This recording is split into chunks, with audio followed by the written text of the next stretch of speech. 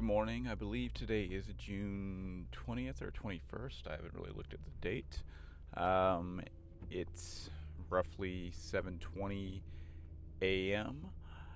and I'm just kind of getting on here because I'm waiting on my phone to charge, and I want to debunk some myths about audio, lighting, like wide shots, like pretty much getting a really nice wide shot with really nice good audio. I'm talking about that studio look, like that studio where you see the people in the studio and you got like their entire environment and the audio still sounds crystal clear, but you don't see an audio mic in sight. I want to talk about that. And some unconventional wisdom or knowledge that has finally come upon me after going through so many different trials and errors as to get the best setup. If you need a promotional film that is very docu-style, that's very run and gun, isn't stiff, it's kind of following you, your creative process, all that stuff, head over to heywillmosley.com. Again, that's heywillmosley, Mosley.com, to get a quote, and we'll begin from there. Okay, short to say that I'm frustrated. I'm frustrated because I feel like I've fallen victim to buying all of this audio gear and all this extra gear because I thought or think it would solve all my issues. And what I'm finding over and over and over again is that no matter if you get some super high quality mic, or you get some mic stands, or you get your boom pole, or you get your 18 mil or your 24 mil or your 10 mil, like all those different things, you get all this stuff, but somehow something still seems to be off. But something doesn't ever seem to be off when I'm just carrying my camera around with the 24 mil and a little shotgun mic on with the wind, a dead cat on it. All that seems right. It's simple. It goes around with me, and somehow the audio is always pretty good. It's not always the absolute best, but it's always pretty good. And as I've kind of progressed and tried out all these different studio setups, what I've figured out is the reason why the audio and the picture and you don't see any mic, why it all looks so good, is because the camera is typically about 1 foot away from you, 1 to 2 feet. It's like right there in that sweet spot. And if you know anything about like audio, like the science and stuff like that, like it's just like light. Like audio diminishes really fast. So every single inch, every single that you get away from the audio source, it starts to diminish very quickly. And that 1 foot, that kind of vlogging reach kind of feel, where you got the shotgun where it's like just directional right there, it's canceling out everything else that's all around, it does a good job. The problem that I had with that I've been kind of struggling with is because it's on like the 24 mil, it doesn't capture as much of my environment as I'd like. I'd like you to see my entire studio type of thing. One, because I really like the idea of that, and two, I've kind of, oh lordy, this truck is going, I guess we're going to be going this way today. And two, because I want to kind of pull that off for I want to do that well for clients. So a lot of times people don't want microphones in the scene. They kind of want to forget about it. And that's understandable. I get it. And so I've been looking to achieve that. But I've figured out how to do it, but I'm going to tell you all the problems with doing it this way. And this may not be a problem for anyone that is very classic, that just sets their camera down and then that's it, or they don't have to move their studio setup, or they don't have to break things down or set them up. This might be perfect for you, but it's not perfect for my style, and I'll tell you why afterwards. After playing around with a lot of different things, we're talking about microphones. Let's make sure we're recording. Microphones. I did like a dual microphone. I got mic stands for them because microphones, they have to be pretty close to your mouth. So I figured, okay, maybe I get 2 microphones and that'll enhance it, boost it, and we'll be in working. That'll work well. And that was a no-go. I also have the Zoom H4n Pro, and I was like, okay, well maybe this is like a really nice $250 mic. Maybe it'll pick up really good audio, and I just kind of set it right out of scene. And this guy does a good job kind of when it's right up on you, but as you get it a couple feet back, it's picking up the whole room. It's kind of meant-ish to do that, but it's kind of annoying for what it's advertised for. I'm actually talking on the Zoom H4n Pro right now, but it's literally 2 inches from my mouth, so that gives you context, gives you an idea of what it takes to kind of get that really nice audio. I'm literally 1 to 2 inches. If I move this like 1 foot away, I'm going to do it right now. If I move this 1 foot away, you can hear the difference in the audio quality. Like, the quality is just ridiculous. And that's just 1 foot. Imagine 2 feet, 3 feet. I'm actually going to put it 2 feet away from me right now. Hold on. Alright, and this is 2 feet away from the microphone. Like, you hear that? That's how far a wide shot for a studio look is about, I'd say about 3 to 4 feet distance away from the camera. About a yard. And that, like, at that moment where it's at 3 feet, like you heard just now, that fall off is not acceptable. It's from the camera. So what you have to do to achieve that, at least in the studio look, in the studio vibe, like, you need to you have to set up your camera on, say a tripod. That's, standard. Then you're gonna need a boom pole that can sit kind of right next to the camera and then extend right almost over you. Like, the pole is right out of sight. And this is cool. Like, this is dope for like anyone that's really trying to achieve like a really nice wide studio and they're not going to move the stuff around. This works really well. I did this last night. I was pretty proud of it. And you pretty much just take all the protection off the shotgun mic, like take the dead cat off, take the like cloth off of it, and you pretty much just strip it down to the bare microphone itself. And that thing you can attach to the boom pole. If you're anything like me, I don't have like some traditional shotgun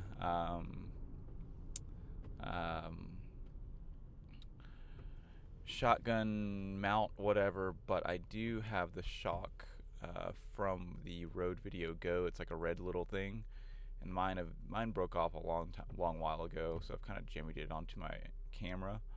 But I'm able to use that to just kind of put into the hole, like put the boom pole, like put that piece on the boom pole just kind of hanging, and then like put the shotgun mic within that little thingy, and that works really well.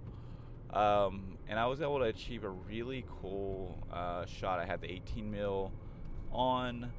The audio was very good. It sounded close to what you're hearing right now because it literally was right next to my mouth. And I also, for the lighting, for me to get enough lighting, I doubled up on two lights or whatever. Both of them had, diffusing on it on one side. It looked really nice. I got the Rembrandt lighting and everything. And it wasn't like, after I figured it all out, it wasn't like too crazy of a setup. But here's the problem for me. This is probably perfect for anyone just doing studio, sitting down with the client. Like, this will work, and I may use this if I do like client work, because it was crystal. It was great. But the problem that I have is my style is very run and gun. I'm very like I'm picking the camera up and going and I'm moving and I'm doing all sorts of things, and then I gotta pack up for the day to go to work and the kids. I gotta make sure the lights don't get broken. Gotta make sure I break down the boom pole. I gotta make sure I rewire up the um, mic onto my camera so that it's ready to go for some outside action. I gotta reset all the settings. It's a lot of stuff, like, and that's just breakdown. Like, I have to do the setup too, like every time I want to do like some sort of studio shot, and that's honestly not acceptable. It was a lot of gear, or a lot of like just like setup for one shot, like one talking head shot. Well, talking head shots are important, like an A-roll talking head shot. There's definitely value and there's nothing wrong with that, but I think I have a better solution. And I maybe subconsciously have seen this, but I recognize what Casey Neistat does now. That it's a trick. It's a very big trick that you don't realize, but it's probably a functional trick versus it just being like some cool thing that he does. Because remember, you need to be about 1 to 2 feet away from that microphone, or else your audio is just falling off. So what he typically does, and take it that he does have a wide angle lens, 10 to 18, so that gives him an extra advantage. But what he does is he doesn't mess around, or typically with most of his stuff, he doesn't mess around with all like this crazy microphone madness, boom pole, whatever. You literally can see like his entire studio, which is absolutely ridiculous, and you don't see a mic in sight because his mic's on his camera. What he'll do is instead of being behind the camera for the first shot, he'll have the camera exposed correctly for the scene itself, and it's just like it's showing the room, the scene. He might even walk into the scene and throw some shit down for a minute, but he's not talking to the camera. He's just like he's over there. And then the very next clip, it'll clip in, crop in. It'll show him still in that same studio, roughly the exact same angle, but he's technically closer to, like, the lens itself is closer. Like, it's more of a zoomed in look, but his audio sounds really nice. And what I feel like the functional hack with that is the reason why we want these wide shots, right, and this nice audio is, of course, we want to show the environment. We want to like give them like a piece of where they're at, and we want to kind of also keep the audio good. But the problem with that is, like, if you show more of the environment, that means that the camera has to be further away from the person, to kind of pull all that off. And by him just showing the environment to start with, exposing for it, now that doesn't have anything to do with audio, and then coming to sit down, and he's right next to the camera where it's like, a foot away, the audio is just automatically going to be good. No need for boom poles and mic stands and everything else. It's just because it's like a foot away, it's going to naturally be good, a foot to 2 feet.